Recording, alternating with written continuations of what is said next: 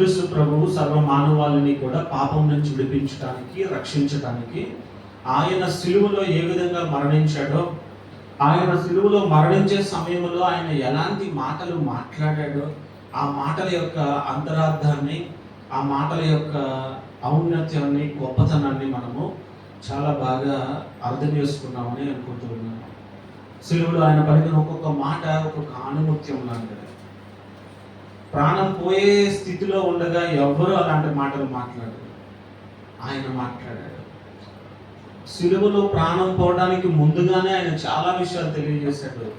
ఆయన చెప్పిన ఒక విషయం శిష్యులతో, ఈ దేవాలయాన్ని పడగొట్టి 3 దినాల్లో నేను తిరిగి దాన్ని కడతాను అన్నాడు. ఆ దేహం అనే దేవాలయాన్ని, శరీరం, యేసుక్రీస్తు ప్రభువు తన దేహం గురించి మాట్లాడాడు.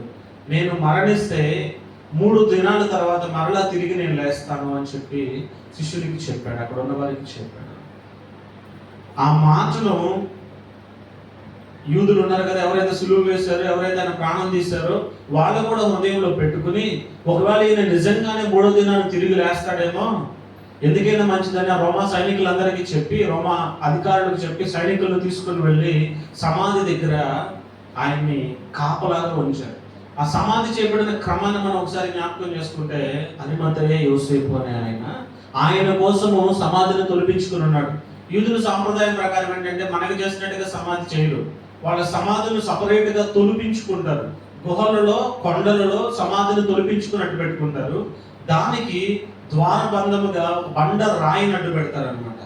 అందుకనే మన సమాధికి, యూదుల సమాధికి వ్యత్యాసం ఉంటుంది. యేసుక్రీస్తు ప్రభు యూద తెగలో జన్మించాడు కదా.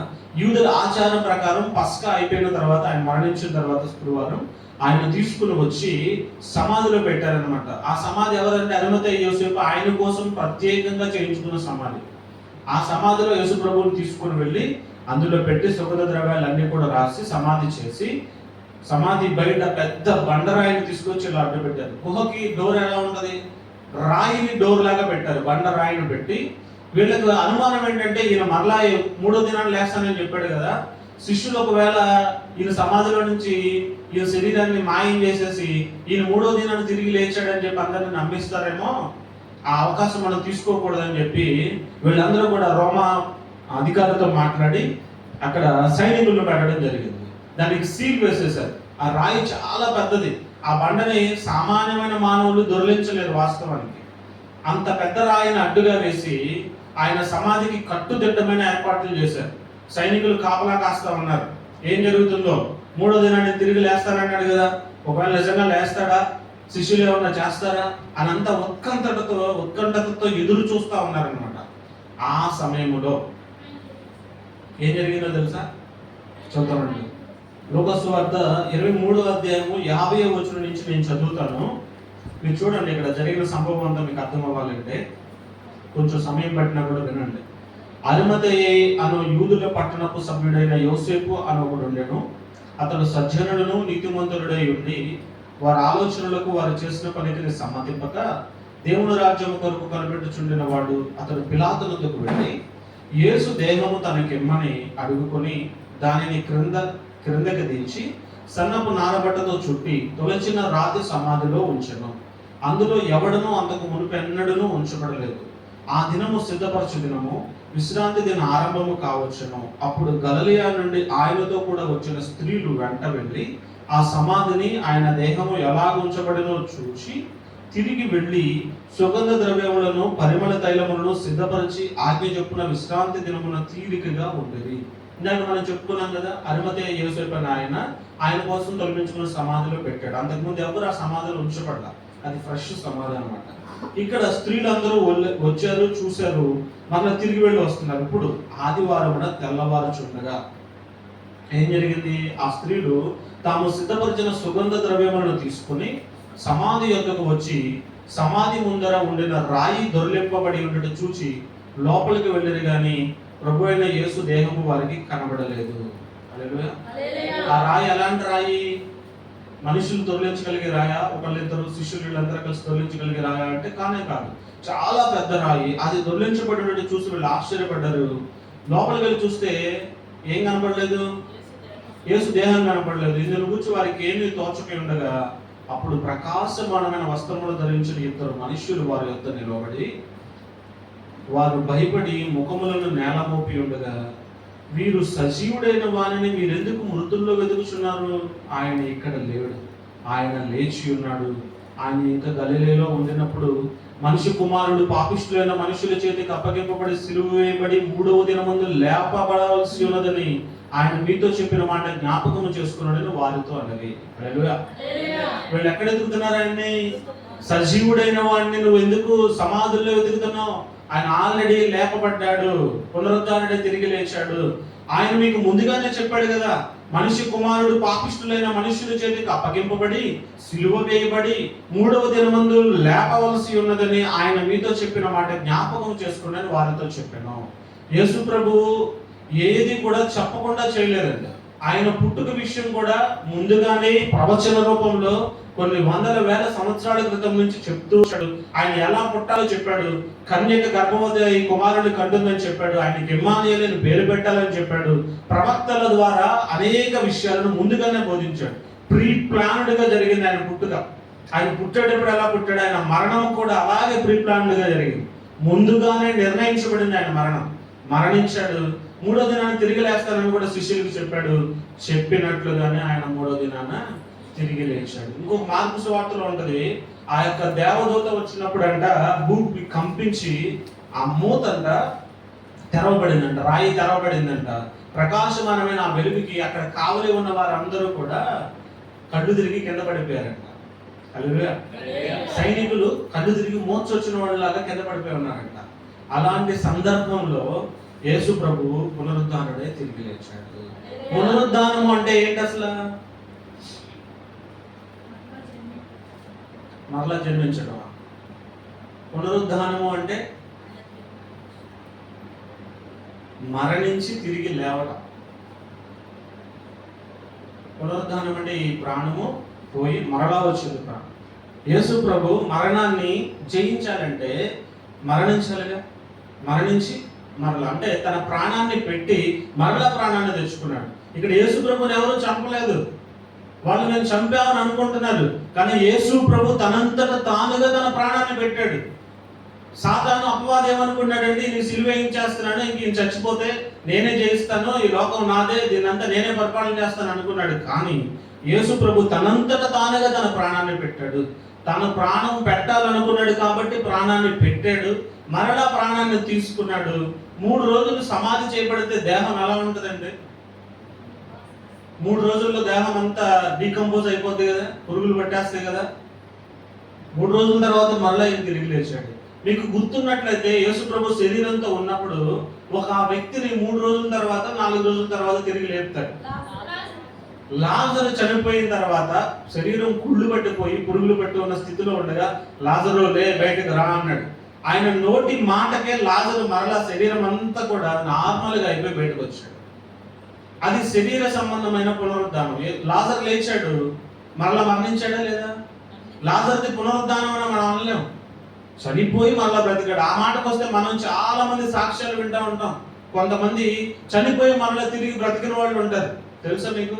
కొంతమంది చనిపోయి ప్రాణాన్ని పోగొట్టుకుని కొన్ని నిమిషాల పాటు ప్రాణం పోయి మరలా తిరిగి బ్రతికిన వాళ్ళు ఉన్నారు.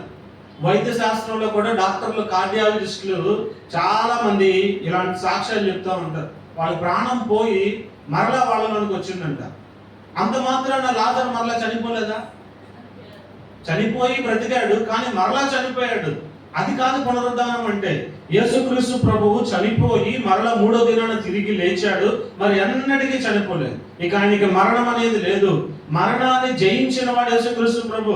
మీరు ఎవరినైనా చూడండి, ఈ భూమి మీద మనిషిగా పుట్టినవాడు మరణించిన తర్వాత మరలా తిరిగి లేచాను అన్నవాడు ఎప్పుడూ లేడు. ఒకవేళ తిరిగి లేచాను అన్న మరలా ఏదో ఒక సమయంలో మరణించాల్సిందే. మట్టికి మన్నుగా ఈ శరీరము కలిసిపోవాల్సిందే, ఈ దేహము మట్టి అయిపోవాల్సిందే.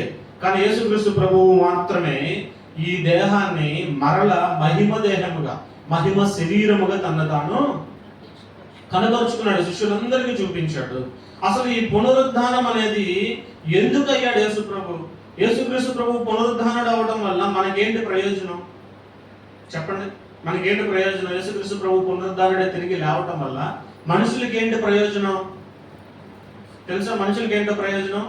మనిషి ఆదాము చేసిన పాపాన్ని బట్టి, ఆదాము చేసిన తప్పుని బట్టి మరణాన్ని తెచ్చుకున్నాడు.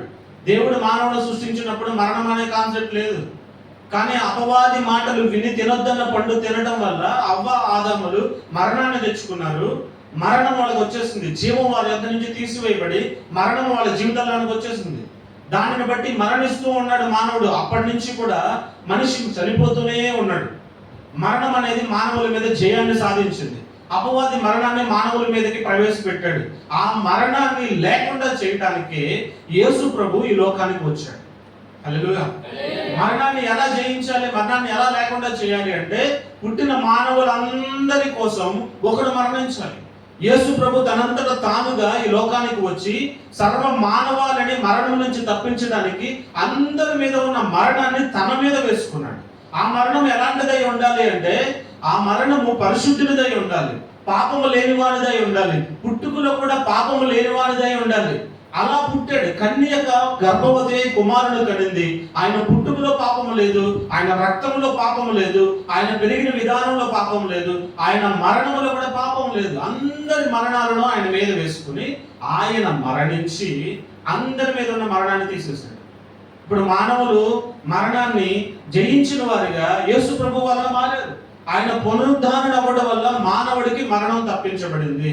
అదేంటి పాస్టర్ గారు అలా అంటారు? మరణం తప్పించబడితే మా తాత ఉండాలి, మా మామ ఉండాలి, మా నాన్న ఉండాలి, మా అక్క ఉండాలి, మా తమ్ముడు ఉండాలి, వీళ్ళంతా బ్రతికుండాలిగా. మరి వాళ్ళందరూ చనిపోయారుగా. యేసు ప్రభు శిలువలో చనిపోయి ఇప్పటికి 2000 సంవత్సరాలు దాటింది కదా. మీరు చెప్పింది నిజమైతే మరి వాళ్ళంతా బ్రతికుండాలి కదా అని మీరు ఆలోచన చేస్తారా? హల్లెలూయా.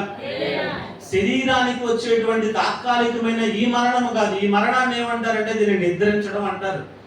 నిద్రిస్తున్నారు. ఇప్పుడు మరణించిన వాళ్ళందరూ కూడా జస్ట్ నిద్రిస్తున్నారు అంతే. వాళ్ళకి మనలాగా బాధలు ఉండవు, ఆకలి దప్పులు ఉండవు, కష్టపడాలనే బాధ ఉండదు, పని చేయాలనే బాధ ఉండదు. వాళ్ళు రెస్ట్ లో ఉన్నారు. శరీరాన్ని వదిలిపెట్టేశారు, ఆత్మ రెస్ట్ తీసుకుంటా ఉంది.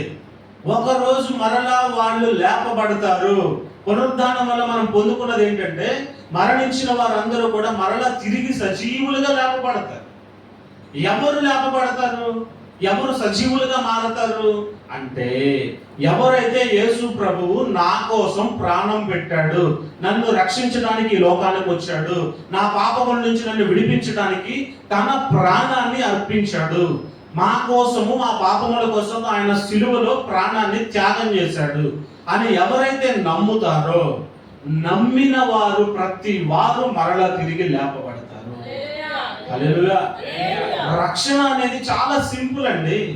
నమ్మిన వాడు రక్షించబడతాడు. ఏమి నమ్మాలి? యేసు ప్రభు నా కోసం పుట్టాడు, నా కోసం చనిపోయాడు, నన్ను మరలా బ్రతికిస్తాడు, నా కోసం ఆయన త్యాగం చేశాడు, ఆయనే నా రక్షకుడని ఎవరైతే వింటారో, విన్నదాన్ని ఎవరైతే విశ్వసిస్తారో, ఎవరైతే నమ్ముతారో, ఆయనే నా దేవుడైన హృదయంలో ఎవరైతే ఒప్పుకుంటారో, ఆయనని పూజించడానికి ఇష్టపడతారో, ఆయన సన్నిధికి రావడానికి ఆసక్తి చూపిస్తారో, ఆయన వాక్యం చదవడానికి ఇంట్రెస్ట్ చూపిస్తారో, ఆయన దేవుడిగా కలిగి ఉండడానికి ఆసక్తి కలిగి ఉంటారో వారు రక్షించబడతారు. వారు ఒక దినాన్ని ఈ దేహాన్ని విడిచిపెట్టి ఈ లోకాన్ని విడిచిపెట్టి వెళ్ళిపోయినా వారి ఆత్మ మాత్రము ఫ్రెష్గా అలాగే ఉంటుంది. వారి ఆత్మ ఈ దేహము కూడా మరలా లేపబడుతుంది. మీకు ఇంకో విచిత్రం ఏంటో తెలుసా?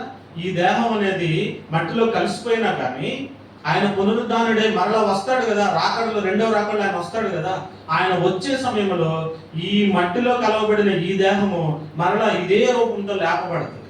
అయితే ఇలాంటి మా దేహం కాదు, అది మహిమ దేహం, అది మహిమ శరీరం, మహిమతో ఉంటుంది. మట్టి మాంసంతో కాదు, మహిమ శరీరం. ఆ శరీరం ఎలాంటిది అనుకుంటున్నారు? ఈ గోడలో కూడా ఏవి ఆ శరీరాన్ని ఆపలేవు, గోడ దాటి వెళ్ళిపోద్ది. యేసు ప్రభు పునరుద్ధానం అయిన తర్వాత ఆయన మహిమ దేహంతో ఎలా 40 దినాలు సంచారం చేసి శిష్యులందరికీ కనబరుచుకున్నాడు. నేను రిఫరెన్స్ ఏం చూపించట్లేదు, కానీ ఆయన ఒకసారి అందరూ శిష్యులందరూ ఇంటి లోపల ఉండి ఆలోచన చేస్తూ ఉండగా ఒక్కసారి ఇంట్లో ప్రత్యక్షమయ్యాడు. హల్లెలూయా. మహిమ శరీరం ఉన్న వాళ్ళు అలాంటి మహిమ కలిగి ఉంటారు. ఒక్కసారి ఇంట్లోనికి వచ్చాడు, వాళ్ళందరికీ కనపడ్డాడు. వాళ్ళ శిష్యుల్లో ఒక శిష్యుడు థామస్ అని, డౌటింగ్ థామస్ అని ఒక తోమా అని ఒక ఆయన ఉన్నాడు. ఆయన అన్నాడు, యేసు ప్రభు లేచాడా, పునరుద్ధానుడే తిరిగి లేచాడా? నేను నమ్మను. నా కన్నులతో నేను చూసి, ఆయనకి సిలువ వేశారు కదా, చేతిలో మేకులు కొట్టారు, కాళ్ళలో మేకులు కొట్టారు కదా, ఆ హోల్లో నా ఏలు పెట్టి చూస్తే కానీ నేను నమ్మను అన్నాడు. ఆయన లేనప్పుడు ఒకసారి యేసు ప్రభు అందరికీ కనపడ్డాడు. వాళ్ళందరూ మేము చూసామయ్యా, పునరుద్ధానుడే తిరిగి లేచాడు ఆయన అని చెప్తుంటే ఈయన నమ్మల. నేను ఏలు పెట్టి చూడాలన్నాడు. టక్కన యేసుప్రభు వాళ్ళ మధ్యలోనికి వచ్చాడు. తోమా, చూస్తానన్నావుగా, చూడు, చెయ్యి చూపించాడు. ఏలు పెట్టి ఇలా చూశాడు. అప్పుడు కానీ నమ్మల. కొంతమంది మేధావులు ఉంటారు, యేసుప్రభు దగ్గరకు వస్తారు, చిన్నప్పటి నుంచి వాళ్ళ పేరెంట్స్ దేవుడిని నమ్మారంటారు, వీళ్ళు కూడా సన్నిధికి వస్తారు, వాక్యాలు వింటారు, చదువుతారు, పాటలు పాడతారు, అవసరమైతే స్కిట్లు వేస్తారు, కొరియోగ్రఫీలు చేస్తారు, వాక్యాలు ఇక్కడ నుంచి చెప్పమంటే చదువుతారు, చెప్తారు. కానీ యేసు ప్రభు నా కోసం చనిపోయాడంటే నేను నమ్మను. సేవకుని పిల్లలు ఆస్తికులుగా ఉన్న వాళ్ళు ఉన్న సమాజం ఇది. సేవకుని పిల్లలు దేవుణ్ణి నమ్మరు. ఎవరినో బట్టి నువ్వు నమ్మక్కర్లా దేవుణ్ణి. దేవుడు నీతో మాట్లాడినప్పుడు అప్పుడు నువ్వు తప్పకుండా నమ్ము. హల్లెలూయా. ఆయన ఎన్కౌంటర్ నీకు జరగాలి. అపోస్తలుడైన పౌలు నమ్మాడా? ఎవరైతే క్రీస్తుని అంగీకరించారో, ఆయన పునరుద్ధానాన్ని ప్రకటిస్తూ ఉన్నారో, ఆ రోజుల్లో అపోస్తలులు క్రీస్తు నీ కోసం చనిపోయాడు, మరలా జయించి తిరిగి లేచాడు, పునరుద్ధానుడు అయ్యాడని ఆయనే రక్షకుడని అందరికీ ప్రకటిస్తూ ఉంటే అపోస్తలుడైన పౌలు నమ్మలు. చాలా కోపగించుకున్నాడు. కోపంతో వాళ్ళందరినీ కూడా చంపడానికి బయలుదేరాడు. శిష్యులందరినీ కూడా చంపుతూ శిష్యులు కాదు, అప్పటికి శిష్యులు దొరకలేదు ఆయన. శిష్యులు అంటే 12 మంది అపోస్తలులే శిష్యులు కాదు. ఎవరైతే యేసు ప్రభువుని నమ్మారో, ఎవరైతే యేసుక్రీస్తుని అంగీకరించారో, రక్షకుడిగా కలిగి ఉన్నారో వాళ్ళందరూ శిష్యులే. యేసు ప్రభు చెప్పిన మాట అది. శిష్యులైన వారందరినీ చంపుకుంటూ బయలుదేరి వెళ్ళాడు. ఆయన ఒకరోజు దమస్కు పట్టణమందు యేసుక్రీస్తు ప్రభు వారు పరిశుద్ధాత్ముడు ఆయన సంధించినప్పుడు ఒక్కసారే ఆయన హృదయము మారిపోయి, కన్నులకున్న పాపపు పొరలన్నీ రాలిపోయి ఆయన సత్యాన్ని గ్రహించడం ప్రారంభించాడు. మనుషులు ఎవరు చెప్పినా నమ్మలా. ఆయన పునరుద్ధానుడు, ఈయన మరణాన్ని జయించాడు, తిరిగి లేచాడని ఎవరో చెప్పినా ఆయన నమ్మల. చెప్పిన వాడిని చంపడానికి బయలుదేరాడు, చంపుకుంటూ పోయాడు. స్టెఫన్ను చంపేశాడు. చంపేసిన క్రమంలో ఆయన అక్కడ ఉన్నాడు, ఏకీభవించాడు. ఎంతమందిని కొట్టాడు, తాకీదులు తీసుకుని బయలుదేరి వెళ్ళాడు. దమస్కులో ఉన్న శిష్యులందరినీ కూడా నేను చెరకు తీసుకొస్తానని. ఒక్కసారి దేవుడు ఆయన దర్శించాడు. ఇక్కడ కూర్చొని ఉన్న మీరు కూడా అనేక మంది మీకు చెప్పినప్పుడు మీరు వినరు, నమ్మి ఉండరు. ఎవరో సాక్ష్యాన్ని బట్టి మీరు వినక్కర్లా, నమ్మక్కర్లా. మీతోనే దేవుడు మాట్లాడతాడు, మిమ్మల్నే దర్శించబోతున్నాడు. దర్శించాడు కాబట్టి మీరు ఈరోజు ఇక్కడ ఉన్నారు. ఆయన దర్శించకపోతే మీరు ఇక్కడ ఉండరు. ఆ పిల్లలు ఉన్నారంటే వాళ్ళ అమ్మ నాన్న బలవంత పెడితే వచ్చి ఉండొచ్చు బహుశా. పిల్లలు వాళ్ళ తల్లిదండ్రులను బట్టి, పిల్లలు పేరెంట్స్ చేసినటువంటి మాటలను విని వాళ్ళు చేసిన బలవంతాన్ని బట్టి వచ్చి ఉండొచ్చు. కానీ వాళ్ళను కూడా దేవుడు ఒకరోజు పట్టుకుంటాడు. హల్లెలూయా. ఎందుకంటే ఈయన సజీవుడైన దేవుడు. ఆ రోజుకి ఈ రోజుకి సజీవుడిగా ఉన్న దేవుడు, పునరుద్ధానుడైన దేవుడు. యేసుక్రీస్తు మనల్ని క్షమించడానికి పునరుద్ధానుడయ్యాడు. ఎందుకు పునరుద్ధానుడయ్యాడు తెలుసా? మనల్ని క్షమించడానికి. ఒకసారి చూడండి, కొలస్సీ 2:14. అపరాధములను క్షమించడానికి ఆయన ఏ విధంగా అంటే వ్రాతపూర్వకమైన ఆజ్ఞల వలన మన మీద రుణముగాను మనకు విరోధముగాను ఉండిన. వ్రాతపూర్వకమైన ఆజ్ఞలు అంటే 10 ఆజ్ఞలు. ఆయన పలకల ద్వారా రాయించి ఇచ్చిన 10 ఆజ్ఞల ద్వారా, ఆ ఆజ్ఞలను తప్పిపోవడం ద్వారా అపరాధము మన మీదకి వచ్చినప్పుడు, మన మీద రుణముగా ఉన్న మనకు విరోధంగా ఉండిన ఆ పత్రాన్ని అంట మేకులతో సిలువకు కొట్టి దాని మీద చేవ్రాతను తుడిచివేసి మనకు అడ్డము లేకుండా దాన్ని ఎత్తివేసి మన అపరాధములన్నింటినీ క్షమించి మనల్ని ఆయన యందు జీవింపజేసాడట. హల్లెలూయా. మనల్ని క్షమించడానికే ఆయన పునరుద్ధానుడయ్యాడు. ఆయన పునరుద్ధానమే మనకి ఈరోజు క్షమాపణ. అయితే క్షమాపణ ఎవరికి ఉంటుందో తెలుసా? క్షమాపణ అనేది పశ్చాత్తాపము, పాపపు ఒప్పుకోలు కలిగిన వారికే ఉంటుంది. హల్లెలూయా. నువ్వు క్షమించబడాలంటే మొదట యేసు ప్రభు నీ కోసం ప్రాణం పెట్టాడని నమ్మాలి. ఆయన మరణించి 3వ దినాన తిరిగి లేచాడన్న సత్యాన్ని నువ్వు అంగీకరించాలి. ఆయన ద్వారానే నా పాపాలు క్షమించబడతాయని నువ్వు ఒప్పుకోవాలి, పశ్చాత్తాపడాలి. నీ పాపాలు ఆయన దగ్గర ఒప్పుకోవాలి. ఒప్పుకోలు ఉన్నట్లయితే, నీ తప్పిదాలను ఒప్పుకునే మనసు నీకు ఉన్నట్లయితే, ఆ పునరుద్ధానము ద్వారా వచ్చిన క్షమాపణను నువ్వు పొందుకుంటావు. అలా కాకుండా నువ్వు దేవుని సన్నిధికి వచ్చి కూర్చున్నా, ఆరాధన చేసిన, పాటలు పాడినా, లేకపోతే కానుకలు తీసుకొచ్చినా, గొప్ప గొప్ప బహుమానాలు ఇచ్చినా, ఏది తీసుకొచ్చి నువ్వు ఇచ్చినా, ఇది నీ హృదయంలో జరగకపోతే, పశ్చాత్తాపం అనేది నీ హృదయంలోనికి రాకపోతే, పాపపు ఒప్పుకోలు అనేది నీ హృదయంలో లేకపోతే, ఆయన పునరుద్ధానము ద్వారా వచ్చిన క్షమాపణ నీవు పొందుకోలేవు. హల్లెలూయా. ఆయన ఎందుకు వచ్చాడంటే, ఎందుకు పునరుద్ధానం చేశాడంటే మనలను స్వస్థపరచడానికి. యేసుక్రీస్తు పునరుద్ధానం వల్ల మనం స్వస్థత పొందుకుంటున్నాం. స్వస్థత అంటే అనారోగ్యం ఆరోగ్యంగా మారడం, దేహానికి స్వస్థత. అది ఆయన పునరుద్ధానంలోనే స్వస్థత ఉంది. అది శరీరానికి ఆత్మకు. హల్లెలూయా. మన ఆత్మకు కూడా అనారోగ్యం వస్తుందా రాదా? ఆత్మకు అనారోగ్యం వస్తే మనం ఎలా ఉంటాం? శరీరానికి అనారోగ్యం వస్తే ఏం చేస్తాం? ఎప్పుడు పడుకుందాం, రెస్ట్ తీసుకుందాం, ఇదేగా మనకు ఆలోచన. అనారోగ్యం వస్తే, ఆత్మకు అనారోగ్యం వస్తే ఏం చేస్తారో తెలుసా?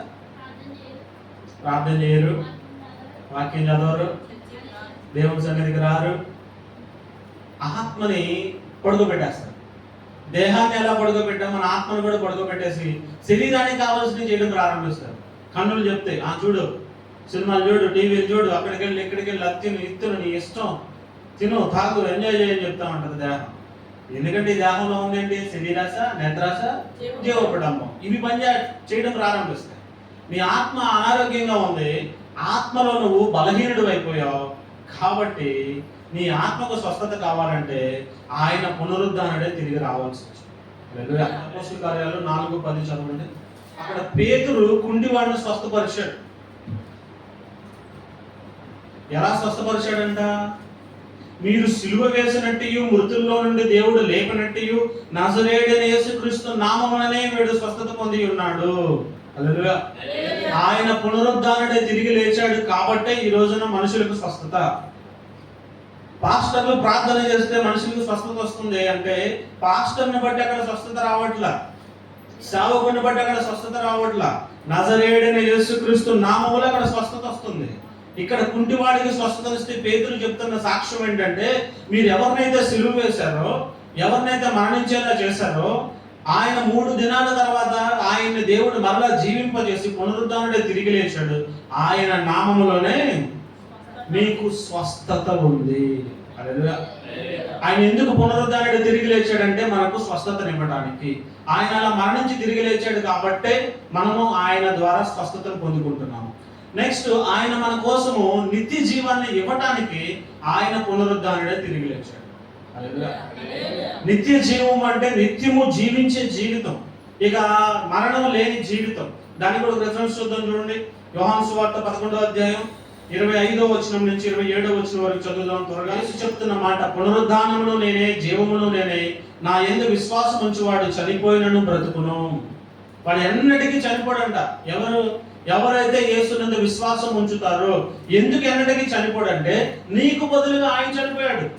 నీకు బదులుగా ఆయన చనిపోయి ఆ మరణాన్ని జయించి తిరిగి లేచాడు. పునరుద్ధానుడే తిరిగి లేచాడు. ఆయన సజీవుడిగా ఉన్నాడు కనుక మానవులకి మరణం లేదు. ఈ దేహం నిద్రపోతుంది అంతే. ఈ రెస్ట్ లో ఉన్నటువంటి ఈ దేహాన్ని మరలా ఆయన వచ్చినప్పుడు మరలా లేపుతాడు. ఆ లేపబడే స్థితిలోనికి మనం రావాలి అంటే మనం చేయాల్సింది ఏంటంటే, ఆయన నా కోసం ప్రాణం పెట్టాడు, ఆయన నా రక్షకుడై ఉన్నాడు అని నువ్వు నమ్మాలి. విశ్వాసం ఉంచిన ప్రతివాడు ఎన్నటికీ చనిపోడని చెప్తుంది వాక్యం. ఎవరైతే విశ్వాసం ఉంచుతారో ఆయన పునరుద్ధానం మీద, ఆయన తిరిగి లేచాడని విశ్వాసం ఉంచుతారో వారికి దేవుడు నిత్య జీవాన్ని ఇస్తాడు. హల్లెలూయా. పునరుద్ధానం అయిన తర్వాత యేసు ప్రభు చేసిన పని ఏంటో తెలుసా? ఆయన తండ్రి కుడిపార్శ్వము నుండి మనందరి కోసం విజ్ఞాపన చేస్తా ఉన్నాడంట. విజ్ఞాపన, దేవుని యొక్క విజ్ఞాపన మన జీవితాలను పడిపోకుండా, తొలగిపోకుండా ఆయనలో నిత్యము నిలిచేటట్లుగా అది మనల్ని కాపాడుతుంది. నూతన జన్మ అనుభవాన్ని మనం ఇక్కడ ఉండగానే పొందాలి. దానికి సాదృశ్యం ఏంటంటే, బాప్తిస్మం అనేటువంటి కార్యక్రమాన్ని మనం ఇక్కడ చేస్తూ ఉంటాం. బాప్తిస్మం అంటే ఏంటంటే, మన పాత జీవితము ఆయన సిలువలో కొట్టివేయబడింది. నీటిలో మునిగినప్పుడు మన పాత జీవితం ఆ నీళ్లలో మునిగిపోయి మరలా పైకి లేచినప్పుడు నూతన జీవాన్ని, పునరుద్ధానానికి సాదృశ్యం అన్నమాట బాప్తిస్మం అనేది. పాత జీవితాన్ని నీటిలో ముంచివేసి అది చనిపోయి నూతన జీవితం పైకి వచ్చింది. పునరుద్ధానం, ఆయన మరణాన్ని జయించి తిరిగి ఎలా లేచాడో మనం కూడా మరలా పునరుద్ధానం చెందాం. నూతన జీవితాన్ని మనం పొందుకున్నాం. ఆయన మరణించి తిరిగి లేచాడు కాబట్టే ఈ ఆధిక్యతలన్నీ మనకు ఉన్నాయి. హల్లెలూయా. ఆయన మన కోసం చనిపోకపోతే, ఆయన పునరుద్ధానం తిరిగి లేకపోతే మనం ఇవేవి పొందుకోలేము. యేసుక్రీస్తు ప్రభు పునరుద్ధానుడే తిరిగి లేచాడు కనుకనే ఈ రోజున ఎవరైతే నమ్ముతున్నారో, చాలా సింపుల్ చేసేసాడు ఆయన. అంతకుముందు పాపాల నుంచి క్షమించబడాలంటే గొర్రెలు, మేకలు, చిన్న చిన్న గొవ్వలు, వాటిని బలిచి మేము పాపాలకు విడుదల పొందాం అనుకునేవాళ్ళు యూదులు. సంవత్సరం యెరూషలేముకి వెళ్ళేది ఎందుకు అనుకుంటున్నారు? పస్కా ఆచరించడానికి యెరూషలేముకి వెళ్ళేది ఎందుకంటే వీళ్ళు బలులు అర్పించడానికి. దేవుడు వాళ్ళకి కొన్ని కట్టడలు పెట్టాడు, వాటి ప్రకారం వాళ్ళు రక్తాన్ని చిందించారు. కానీ మనకైతే ఇప్పుడు అదేం లేదు. యేసు ప్రభు మనందరి కోసం ప్రాణం పెట్టేసాడు, రక్తాన్ని చిందించాడు. అది మనం నమ్మి విశ్వసించి, నిజమే ప్రభు నువ్వే నా కోసం ప్రాణం పెట్టావు, నువ్వు మరణించి మళ్ళీ తిరిగి లేచావు, అది నేను నమ్ముతున్నాను. నీ పునరుద్ధానం శక్తివంతమైనది, నీ పునరుద్ధానం నన్ను బ్రతికిస్తుంది, నీ పునరుద్ధానంలో జీవం ఉంది, నీ పునరుద్ధానం నన్ను నిత్యము జీవించేలా చేస్తుంది అని నమ్మి చనిపోయిన వారు ఉంటారే, వాళ్ళు ఎలా చనిపోయినా సరే, వాళ్ళు ఎలా దహన కార్యక్రమాలు చేయబడినా సరే, చాలా మంది అనుకుంటారు చనిపోయిన తర్వాత వాళ్ళు సమాధి చేస్తేనే వాళ్ళు తిరిగి లేస్తారు అనుకుంటారు. వీళ్ళు రక్షించబడిన తర్వాత ఉదాహరణకి సముద్రంలో వెళ్తా వాళ్ళకి యాక్సిడెంట్ అయి చనిపోయి జల సమాధి అయిపోయారు, వాళ్ళ దేహాలన్నీ నీళ్ళలో పడిపోయినాయి అనుకోండి. వాళ్ళని తీసుకొచ్చి ఎవరు పాతి పెడతారు? మరి అలా చనిపోయిన వాళ్ళు పునరుద్ధానంలో తిరిగి లేపబడరా? ఫైర్ యాక్సిడెంట్ అయింది అనుకుందాం, ఫైర్ యాక్సిడెంట్ పూర్తిగా భస్మం అయిపోయారు, కాలిపోయారు, మరి వాళ్ళు ఎలా లేపబడతారు? ఆయన రెండో రాకుండా వచ్చేటప్పుడు ఎవరు ఎక్కడ చనిపోతే అక్కడ ఈ ప్రకృతి అంతా కూడా తిరిగి వాళ్ళని అప్పగిస్తుందంట. గాలిలో కలిసిపోతే, బూడిదైపోతే, గాలిలో కలిసిపోతే ఆ గాలి మళ్ళా దేహాన్ని అందిస్తుంది. దేవుడు లేపబడతారు అంతే.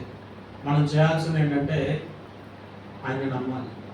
అంతేకాక మా పూర్వీకులు జ్ఞాపకం చేసుకుంటారని సమాధుల దగ్గరికి వెళ్ళి వాటిని అలంకరించి వాటికి ఏదో పెట్టి చేయకూడదు. అట్లా చనిపోయిన తర్వాత వాళ్ళు చక్కగా రెస్ట్లో ఉన్నారు, ఈ బాధలన్నింటినీ అనుభవించి వాళ్ళు రెస్ట్లో ఉన్నారు.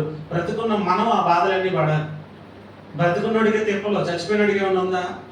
అయితే బ్రతుకున్న ఈ కాలంలో నువ్వు దేవుడు నీ కోసం మరణించాడు, తిరిగి లేచాడని నువ్వు నమ్మితే చాలు. నమ్ముట వలన నీకు రక్షణ వస్తుంది. ఏదో ఒక రోజు దేహాన్ని వదిలేసిన అప్పుడు నువ్వు నిత్య జీవాన్ని సంపాదించుకుంటావు. నమ్మకుండా ఎలా పడితే అలా ఉండి చనిపోతే మళ్ళీ లేపబడరు. ఒకవేళ వాళ్ళు లేపబడినా నిత్యత్వంలోకి రాదు. లేపబడతారు, మరణించిన ప్రతి వాళ్ళు లేపబడతారు. ఆ ఆత్మలన్నీ కూడా తీర్పు ముందు నిలబడతాయి. తీర్పులో దేవుడు కొంతమందినేమో నిత్యము జీవించే నిత్య జీవితంలోకి తీసుకెళ్తాడు, నిత్య రాజ్యంలోనికి, పరలోక రాజ్యంలోకి తీసుకెళ్తాడు. కొంతమందినేమో నిత్య అగ్ని గుండములోనికి పంపిస్తాడు. మేకలు గొర్రెలు ఉపమానం చెప్పాడు మత్తయి సువార్తలో యేసు ప్రభువు. అదేంటంటే ధవళ సింహాసన తీర్పు. పునరుద్ధానుడైన తిరిగి లేచాడు. ఒకరోజు ఆయన రెండో రాకంలో వచ్చినప్పుడు అందరూ ఎత్తబడతారు, ఆయన ముందు నిలబడతారు సింహాసనం ఎదుట. అప్పుడు మేకలన్నీ కూడా రక్షించబడనవి, ఆయన నమ్మనవి. గొర్రెలన్నీ కూడా ఆయన నమ్మి రక్షించబడినవి. అవి ఒక పక్కన, ఇవి ఒక పక్కన ఉంటాయి. ఎవరైతే నమ్ముతారో యేసు ప్రభు నా కోసం ప్రాణం పెట్టాడు, ఆయన తిరిగి లేచాడు, ఆయన నా దేవుడిని ఎవరైతే అంగీకరిస్తారో వాళ్ళంతా ఒక పక్కన ఉంటారు. వాళ్ళు నిత్య జీవాన్ని పొందుకుని దేవుడి దగ్గరికి వెళ్తారు. ఎవరైతే నమ్మకుండా ఎలా పడితే అలా బ్రతికి చనిపోయిన వాళ్ళు ఉంటారు, వాళ్ళు నిత్య అగ్నిగుండంలోకి వెళ్తారు. వీళ్ళు నిత్యం జీవిస్తూనే ఉంటారు, కానీ ఈ నిత్య జీవితం అగ్నిగుండంలో కాల్చబడతా, బాధను అనుభవిస్తా, యుగాలు కేకలు పెడతా ఉంటారు వీళ్ళు. ఎవరైతే రక్షించబడి ఆయన నమ్మి అంగీకరించారో వాళ్ళు నిత్యము దేవుని సన్నిధిలో ఉండి దేవుణ్ణి స్తుతిస్తూ ఆరాధిస్తూ సంతోషంగా ఉంటారు, ఆకలి దప్పులు ఉంటారు. ఇంకో విషయం ఏంటో తెలుసా? ఆయన పునరుద్ధానుడైన నమ్మిన వారికి ఆయన రెండవ రాకడలో వచ్చిన తర్వాత 1000 ఏండ్ల పాటు ఈ ప్రపంచాన్ని అంతటిని పరిపాలించే అధికారాన్ని ఇస్తాడు దేవుడు. 1000 ఏండ్ల పరిపాలన ఇక్కడ ఉంది. ఈ తీర్పు జరగడానికి ముందు జరిగే విషయం. ఈ 1000 ఏండ్ల పరిపాలనలో మనం అందరం కూడా ఆయనతో పాటు రాజ్యం ఏలుతాం. ఏమో ఈ ప్రాంతాన్ని ఎవరు పరిపాలన చేస్తామో, కొత్త భూమి కొత్త ఆకాశం మరలా వస్తాయి, ఆ ప్రాంతాలన్నింటినీ పరిపాలన చేస్తాం. మళ్ళీ దేవుణ్ణి అంగీకరించిన వారికి పైన బహుమానాలు ఉంటాయి. ఆ బహుమానాలు ఎలా ఉంటాయి అంటే, నువ్వు ఆయన అంగీకరించిన తర్వాత నీ సాక్ష్యాన్ని ఎలా కాపాడుకున్నావు, దేవుని కోసం నువ్వు ఎలా బ్రతికావు, ఆయన పునరుద్ధానాన్ని నువ్వు నమ్మి పునరుద్ధానానికి తగిన జీవితం నీలో ఉంటే, నువ్వు చేసే సత్ప్రవర్తనను బట్టి, సత్క్రియలను బట్టి, నీ నీతిని బట్టి, యథార్థతను బట్టి, దేవుడు చెప్పిన మాటను అనుసరించి నడిచిన విధానాన్ని బట్టి ఈ 1000 ఏండ్ల పరిపాలనకు ముందే విశ్వాసులందరూ ఎత్తబడతారు. రాకడ అంటారు కదా, రాప్చర్. ఆయన రెప్పపాట్లో వచ్చినప్పుడు ఒకళ్ళు విడవబడతారు, ఒకళ్ళు ఎత్తబడతారు. మంచం మీద ఇద్దరు పడుకుని ఉంటాయి. రోకలు విసురుతా ఉంటే విసిరే వాళ్ళలో ఒకళ్ళు విడవబడతారు, ఒకళ్ళు ఎత్తబడతారు. తెలుసు కదా మీకు. అంటే 50% ఎవరైతే నమ్మారో, యథార్థంగా ఉన్నారో వాళ్ళు ఎత్తబడతారు. ఎత్తబడిన తర్వాత వీళ్ళకి పైన బహుమానాలు ఇస్తాడు దేవుడు, గిఫ్ట్లు ఇస్తాడు. ఎలాంటి బహుమానాలు అంటే, నువ్వు ఇక్కడ పొందుకున్న నీ సాక్ష్యాన్ని బట్టి. ఇక్కడ నువ్వు జీవించినప్పుడు దేవుడు చెప్పినట్లుగా నువ్వు ఎంత నమ్మకంగా ఉంటే నీకు అంత గొప్ప బహుమానం వస్తుంది. ఇక్కడ విడవబడిన వాళ్ళు ఉంటారే, ఎత్తబడిన తర్వాత ఇద్దరిలో ఒకరు విడవబడ్డారు, కొంతమంది విడిచిపెట్టబడతారు కదా, వాళ్ళందరూ అంట 7 ఏళ్ల పాటు 7 సంవత్సరాల పాటు మహాశ్రమలు అనుభవించాలి. శ్రమల కాలం అంటారు దాన్ని. ఈ 7 ఏళ్ల శ్రమల కాలం తర్వాత 1000 ఏళ్ల పరిపాలన ఉంటుంది. అప్పుడు యేసు ప్రభు వస్తాడు భూమి మీద. 1000 ఏళ్ల పరిపాలన చేస్తాడు. అప్పుడు ఆయనతో పాటు మనం ఆల్రెడీ ఎత్తబడి ఉన్నాం కదా, ఆయనతో పాటు మనము భూమి మీదకి వచ్చి ఈ భూమిని అందరినీ పరిపాలన చేస్తాం. ఇక్కడ చేసే ఈ పరిపాలన కాదు, ఆ పరిపాలన వేరుగా ఉంటుంది. అందులోకి మనం వెళ్ళాలి అంటే మనం చేయాల్సింది ఏంటంటే చాలా సింపుల్ అండి. ఈ మాటలు వింటున్నవారు మీరు ఎవరైనా సరే, మీరు చేయాల్సింది ఏంటంటే యేసు ప్రభు మీకోసం మరణించాడు, మీ ప్రాణాలను రక్షించడానికి, మీ మరణాన్ని విడిపించడానికి, మీకు నిత్య జీవాన్ని ఇవ్వడానికి ఆయన చనిపోయి పునరుద్ధరణ తిరిగి లేచాడు అనే విషయాన్ని మీరు నమ్మితే చాలు. నమ్ముట వలనే మీకు గొప్ప మేలును మీరు పొందుకుంటారు. హల్లెలూయా. అటు ఆధిక్యతను ఈ మాటలు విన్న వారందరూ విని నమ్మి విశ్వసించి ఆయన దేవుడిగా అంగీకరించి ఆ మాటల ప్రకారము వారి జీవితాలను మార్చుకోవడానికి ప్రయత్నం చేసి దేవుడిచ్చే గొప్ప బహుమానాలను పొందుకొని ఆయనతో పాటు పరిపాలన చేసే గొప్ప భాగ్యాన్ని పొందుకోవాలని కోరుకుంటూ మాటలు ముగిస్తున్నాను.